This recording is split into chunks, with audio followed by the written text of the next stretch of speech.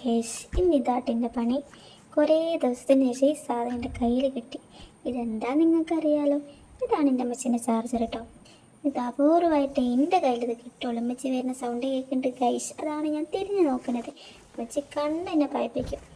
പിന്നെ അടുത്ത കാര്യങ്ങൾ, എൻ്റെ ഈ കട്ടുമ്മൽ കണ്ട കുറേ സാധനങ്ങൾ, അതിൽ ആ ചെറിയ സാധനം ഇന്നലെ രാത്രി എൻ്റെ അമ്മച്ചി വെച്ചതായിരുന്നു. അത് അപ്പം തൊട്ട് എടുക്കാൻ നോക്കിയിട്ട് അമ്മച്ചി ഇങ്ങ് തരുന്നില്ല കേട്ടോ.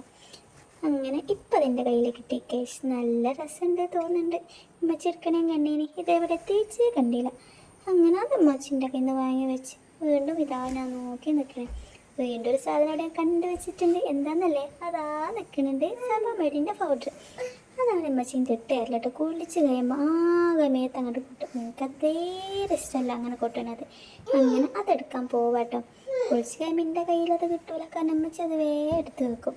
എനിക്ക് തൊടാൻ പോലും കിട്ടില്ല. ഇന്നലെ കിടക്കാൻ നേരത്തെ ഞാൻ കണ്ടിന് അതവിടെ വെക്കണത്. അങ്ങനെ അതെടുക്കുന്ന പോക്കാണ്. ഇപ്പം കിട്ടും കേസ്. അതൊക്കെ കുറച്ച് വലുപ്പം കൂടി ഉണ്ട്, എൻ്റെ കയ്യിൽ അങ്ങോട്ട് ഒതുങ്ങി കിട്ടണില്ല. അങ്ങനെ ഇതാ ഞാൻ എടുക്കാൻ പോണു. എടുത്തു കിട്ടിപ്പോയി. അങ്ങനെ കൈസ് എനിക്ക് നമ്മുടെ സാധനം നമ്മളെ കയ്യിൽ കിട്ടി. പൊന്തണില്ല കേട്ടോ സാധനം, കാനുണ്ടോ ഒരു സംശയം.